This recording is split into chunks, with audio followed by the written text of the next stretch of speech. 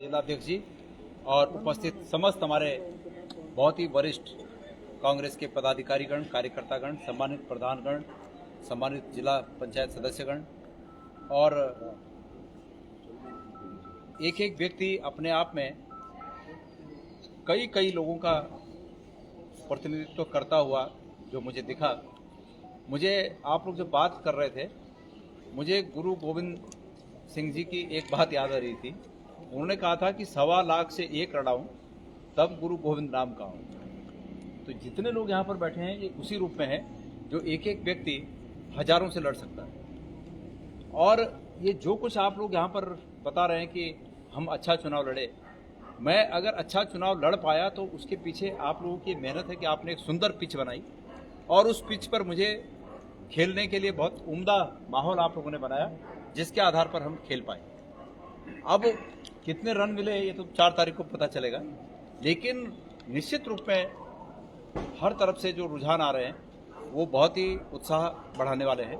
और मुझे लगता है कि एक बहुत अतीत से लेके कुछ सतपाल महाराज जी के बाद करीब 2 चुनाव तो बीच में ऐसे हुए कि जिसमें बहुत मायूस करने वाले रिजल्ट आए थे, लेकिन इस चुनाव से निश्चित रूप में ऐसा रिजल्ट सामने दिख रहा है कि पूरे प्रदेश में कांग्रेस की एक नई शुरुआत होने जा रही है। मुझे ये विश्वास है। आप लोग ये सब अच्छी बातें कह के मेरा मनोबल बढ़ाते रहते हैं, मैं इसके लिए आपका सबका धन्यवाद आपको कहना चाहता हूं। लेकिन ये बात निश्चित है कि हमारी ये लड़ाई की अभी शुरुआत है और इस लड़ाई को हमें अंजाम तक पहुंचाना है। 2027 में इस प्रदेश में कांग्रेस की सरकार स्थापित करेंगे। तब तक मैं स्वयं और हमारे कार्यकर्ता, आप सब लोग, हमारे पदाधिकारीगण, पूरी कांग्रेस पार्टी तब तक चैन से नहीं बैठी। अगर हम सांसद जीत भी गए, ठीक है, केंद्र में सरकार बनेगी, वो एक निश्चित रूप में सपोर्ट मिलता है, लेकिन हम जब तक इस प्रदेश में सरकार नहीं लाए तब तक जिन बातों की हम चर्चा कर रहे हैं कि भाई ये दिक्कत है, वो दिक्कत है, सरकार तानाशाही कर रही है, होटल व्यवसायियों को धमकाया जा रहा है, काम करने वालों को धमकाया जा रहा है, छोटे मोटे नौकरी वालों को धमकाया जा रहा है, तो इस प्रकार की बीमारियों का इलाज करने के लिए जरूरी है कि इस प्रदेश में हमारी सरकार हो। और भारतीय जनता पार्टी ने जो शुरुआत की है, निश्चित रूप में इस शुरुआत का ये जो खेल उन्होंने शुरू किया है, इस खेल को खत्म हम करेंगे, लेकिन इसका खामियाजा भारतीय जनता पार्टी के लोगों को भुगतना पड़ेगा। हम नहीं चाहते थे पहले से कि हमारे समाज में इस प्रकार के दुराव हों, लेकिन भाई जब खेत में फसल कम और खरपतवार ही ज़्यादा हो जाए तो खरपतवार को उखाड़ना भी बहुत आवश्यक होता है। तो इस प्रकार से जो एक खरपतवार हो गया, प्रत्येक कामकाजी व्यक्ति को धमकाया जा रहा है, डराया जा रहा है, तो ये उचित बात नहीं है। और ये जो शुरुआत इन्होंने कर दी, इसका भी अंजाम इन्हें भुगतना पड़ेगा। मेरा सरकारी अधिकारियों से, कर्मचारियों से, क्योंकि आजकल फेसबुक का ज़माना है, सोशल मीडिया का ज़माना है, हर एक बात बाहर तक जाती है, और मैं जानबूझकर इस बात को कहना चाहता हूँ कि सरकारी अधिकारी और कर्मचारी किसी नेता के कर्मचारी न बने। वो उत्तराखंड सरकार के कर्मचारी हैं और उत्तराखंड सरकार के कर्मचारी और अधिकारी होने के नाते वो जनसेवक हैं। उन्हें जो काम जनता का नियम के अनुसार हो सकता है उसको करने के लिए आगे बढ़ाना चाहिए। जहां पर वास्तविक रूप में दिक्कत है उसको सामने रखना चाहिए कि भाई इस दिक्कत है, इस दिक्कत को दूर करिए। लेकिन जिस प्रकार से कुछ नेताओं के चमचे बनकर कुछ लोग काम कर रहे हैं, उन लोगों को भी ये सोचना चाहिए कि सरकारों को बदलने में समय नहीं लगता। उन लोगों को मैं इतना आगाह करना चाहता हूँ कि भाई देखो, आज से 2 महीने पहले भारत में जो पार्टी बोल रही थी कि हम 400 पार हो जाएंगे, वो आज 200 के लिए संघर्ष कर रहे हैं। तो समय बदलते हुए देर नहीं लगती। और उत्तराखंड में तो खास करके वो गलतफहमी में लोग 2027 में जो मेजोरिटी आज भारतीय जनता पार्टी के पास है, उससे अधिक मेजोरिटी से हम सत्ता में आएंगे, उससे अधिक मेजोरिटी। मैं आप सब जानते हैं, जिस दिन चुनाव समाप्त हो गया उस दिन से अभी तक मैं चैन से नहीं बैठा हूं। पहले इस लोकसभा में मैंने 1 राउंड पूरा कर लिया, कुछ क्षेत्र छोटे हैं उनको मैं कल परसों में पूरा कर रहा हूं, देवाल तक, यहां से देवाल तक। अभी ये कल से कार्यक्रम मेरा देवाल तक है। और उसके बाद इस लोकसभा क्षेत्र के अलावा हम सब कांग्रेस के नेता, जितने भी हमारे वरिष्ठ नेता हैं, हम सब लोग मिलकर बैठकर बात करेंगे और हम पूरे उत्तराखंड को एक एक गांव छानेंगे। और मेरा विश्वास है कि जैसे मैं इस लोकसभा क्षेत्र में कहता था कि हमारे पास, कांग्रेस पार्टी के पास लोगों को देने के लिए क्या है? विचार। तो जब हमारा ये विचार हम गांव-गांव तक पहुंचाएंगे तो आप समझ लेना कि निश्चित रूप में 2027 में यहाँ पर हमारी सरकार अच्छी मेजॉरिटी के साथ स्थापित होगी। तो मेरे प्यारे भाइयों, मैं आप लोगों ने जो ये परिश्रम किया, ये बिना आपके परिश्रम के संभव नहीं था कि आज हम ये सपना देख रहे हैं कि गढ़वाल लोकसभा क्षेत्र में और उत्तराखंड में कांग्रेस बहुत मजबूत हुई है। ये सपना हमारा साकार सिर्फ इसलिए हो रहा है कि आप लोगों ने, भाई कैंडिडेट तो काम करता ही है, कैंडिडेट तो जो चुनाव लड़ेगा वो तो मेहनत करेगा ही, लेकिन मेरे साथ साथ आप लोगों ने जो कदम ताल लगाकर जो संघर्ष किया, मेहनत की, ये उसका परिणाम है कि हमको एक सुनहरा सपना सामने दिख रहा है। और समय हमेशा बदलते रहता है। कुछ लोग एक फहमी में रहे होंगे कि भाई उनके पास ये मुद्दे हैं, वो मुद्दे हैं, लेकिन उनको ये पता नहीं होगा कि मैं हमेशा कहता था, किसी ने अगर इस चुनाव से पहले भी कभी मेरे फेसबुक के माध्यम से, सोशल मीडिया पे मुझे सुना होगा, तो मैं बतेरे पत्रकार भाइयों से इस बात को हमेशा कहता था कि भाई इस दुनिया में जो सबसे बड़ा सत्य है वो ये है कि ये पल हमेशा नहीं रहेगा, हर समय बदलाव का होता है। तो अगर किसी आदमी के जिंदगी में बहुत दुख है और उसको एक चीज बोल दो कि भाई ये चीज हमेशा नहीं रहेगी, तो वो दुख से थोड़ा ऊपर आ जाएगा, हाँ यार ये चीज हमेशा नहीं रहेगी, ये टल जाएगा, बीत जाएगा ये। और कोई अगर बहुत खुश में है और उसको बोल दो कि भाई ये हमेशा नहीं रहेगा, तो वो झक हो जाएगा है ना। तो ये समय की सत्यता है। समय सबसे बड़ा बलवान है। पुरुष बली नहीं होता है, समय होत बलवान, ये बहुत कम लोग जानते हैं। तो इसलिए समय बदलते रहता है। मुझे विश्वास था कि समय बदलता रहे, और मुझे जब ये बाकी भाग्य भी होता है, परमेश्वर का भी होता है। मैंने कहा और आज इसको दोहराना चाहूँगा कि विधाता को अगर कुछ करना होता है तो विधाता तमाम रास्ते बनाती है, विधाता उतने रास्ते बना देती है। और कहा गया है कि विधना के मार्ग हैं तेते, सरग नखत तन रोआ जेते। विधाता के इतने रास्ते होते हैं कि जितने आसमान पे तारे हैं और जितने शरीर में रोए हैं, इतने रास्ते होते हैं विधाता के। तो हमारे लिए वो रास्ते बने। पहले सबसे बड़ा रास्ता, मैं हमेशा कहता था कि खंडूड़ी जी हैं, मैं यही कहता था। और मैं क्यों कहता था मैं आपको बताता हूँ। मैं ये मानता था कि अगर कोई व्यक्ति आगे है तो मैं पार्टी का ऐसा सिपाही हूँ कि जो डिसिप्लिन पसंद करता है। तो मैं ये सोचता था कि ये मेरे आगे हैं। नहीं, आपने ये बोला था कि अगर खंडूर जी खुद बोलेंगे कि मैं नहीं हूँ तब वो मैंने आपको बोला था, मेरे से बोला था, वो आपसे बोला था मैंने। जब आपने मुझे कहा कि नहीं आप ही को लड़ना है, मैंने कहा वो तब है कि जब वो खुद हाईकमान को बोले कि भाई मैं चाहता हूँ कि गणेश गोजाल लड़े और वो दुखी ना हो, तो तब मैं बोलूंगा कि हाँ चलो मुझे लड़ा। पर जब तक वो हैं, मेरा ये कहना कि मैं लड़ूंगा, इसका मतलब मैं उनको कमजोर कर रहा हूँ, और मैं उनको कमजोर नहीं करना चाहता था। एक तो ये कारण था। दूसरा कारण ये था कि चलो मैंने जैसे भी लड़ा, आप सब लोगों ने मदद की, मैंने जैसे भी लड़ा, लेकिन मैं ऐसी परिस्थिति में नहीं था कि मैं पैसे खर्च कर सकूं। वो तो आप सब लोगों ने मदद कर दी, इसलिए मैं लड़ पाया।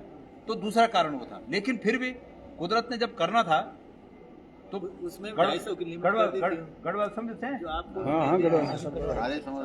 फैमाल बोल देना। तो जब विधाता कौन छो तो मतलब बिघन बाधा मिटा दी, हाँ मतलब बिघन बाधा, आगे की बाधाएं मिटा दी। पहले वो चले गए उधर बिना कोई कारण के चले गए। जब वो चले गए तो जनता सोचने पे मजबूर हुई कि यार जिस आदमी को सब कह रहे थे वही चला गया। फिर मेरा ना बोलना कि मैं नहीं लड़ूंगा, तो ये भी एक वो था कि भाई लोगों को ये लगा कि ये आदमी महत्वाकांक्षी नहीं है कि सब मुझे दे दो। मैंने कहा भाई सब मेरे लिए थोड़ी है। मैं विधानसभा का टिकट लड़ा, मुझे विधानसभा का टिकट मिला, मैं विधायक रहा, मैं प्रदेश अध्यक्ष रहा, मैं पौड़ी का जिला अध्यक्ष रहा। अब सब चीज़ मेरे लिए ये क्या कि विधायक लोकसभा में मैं लड़ूँ, तो मैं मना। तो शायद लोगों ने इस बात को महसूस किया होगा निश्चित रूप में, यार आदमी बहुत महत्वाकांक्षी नहीं है, ये सबको साथ लेके चल रहा है। तो उससे मेरी पैठ बनी। फिर तब तक जब थोड़ा मेरा नाम डिक्लेयर हो गया तो तब तक जो है राजेंद्र भंडारी जी अगले दिन मेरे बगल में बैठे हुए थे, बड़ी बड़ी बातें कर रहे थे, और उसी कपड़े में वहाँ रात को पहुंचे और उधर चले गए। तो निश्चित रूप में तमाम इस पूरे गढ़वाल लोकसभा क्षेत्र में ये हुआ कि यार बीजेपी के 13 विधायक जब पहले से थे, तो ऐसी पार्टी को क्या पड़ी है कि 14वां भी चाहिए, इन्हीं को चाहिए। तो लोग इस बात को सोचने पे मजबूर हो कि भाई ये क्या बात है। तमाम जिला पंचायत सदस्यों को कि लाओ इधर, क्षेत्र पंचायतों को लाओ इधर, विधायकों को लाओ इधर, प्रधानों को लाओ इधर, जो नहीं आएगा उसको जो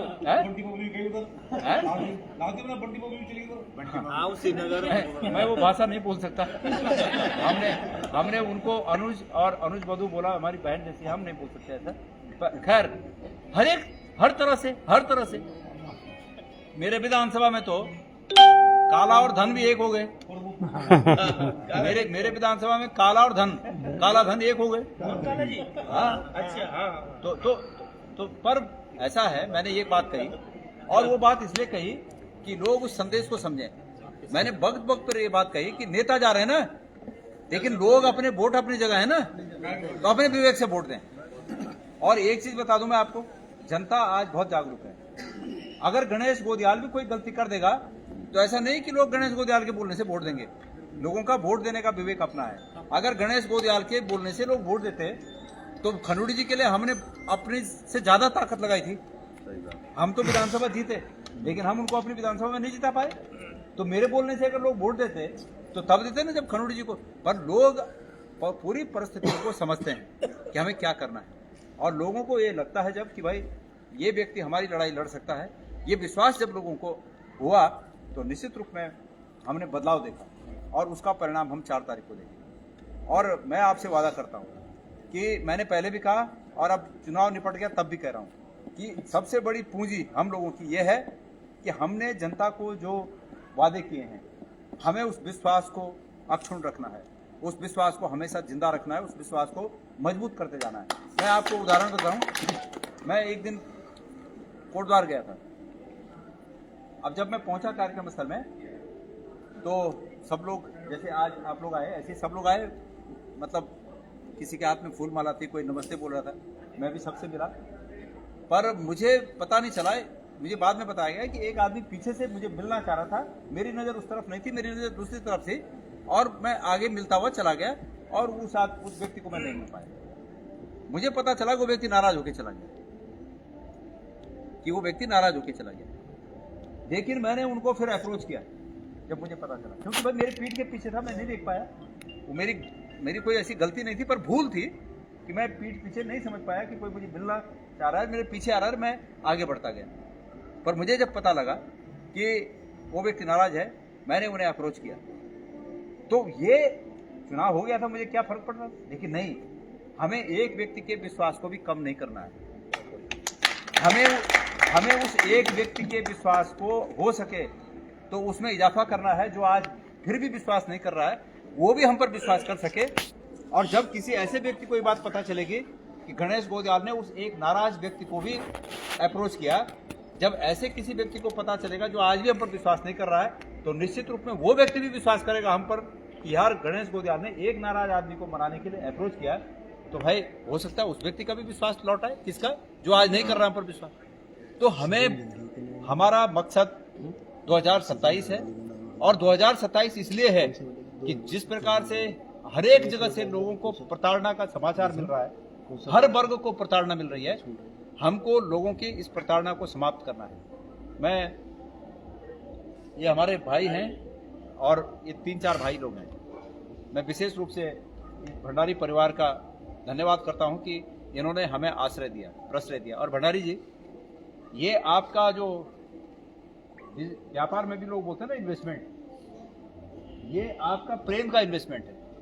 और मैं आपसे मतलब मेरे पे विश्वास रखिएगा कि आपका ये प्रेम का इन्वेस्टमेंट भी, आपने निश्चित रूप में इसमें कुछ खोया होगा, सरकार के आंख की किरकिरी बने होंगे, लेकिन आपने जो खोया है उससे ज़्यादा मुझे लगता है कि आपने अर्जित किया है।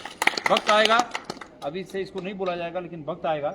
और वक्त क्या होता है, अगर जो ये हमारी वो जो लाइन है, इस लाइन में अगर कभी भगवान हमें ये मौका दे देगा कि हम भी कभी शीर्ष के ऊपर और लोगों के साथ बैठे होंगे, तो आज जो समीक्षा बैठक यहाँ पे हो रही है ना, हो सकता है किसी दिन कैबिनेट की बैठक हो जाए यहाँ पे।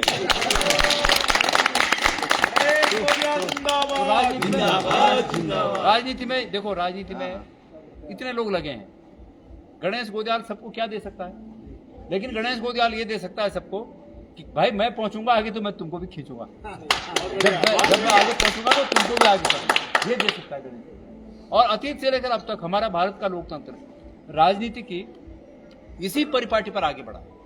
आप नारायण दत्त तिवारी जी का समय देख लीजिए, करीब करीब हमारी ये जो उम्र के लोग बैठे हैं ये नारायण दत्त तिवारी जी के बाद के समय को तो अच्छी तरह जानते हैं। उससे पहले भले हम लोग राजनीति में अबोध रहे हों, लेकिन उसके बाद का तो हमें सब ज्ञान है।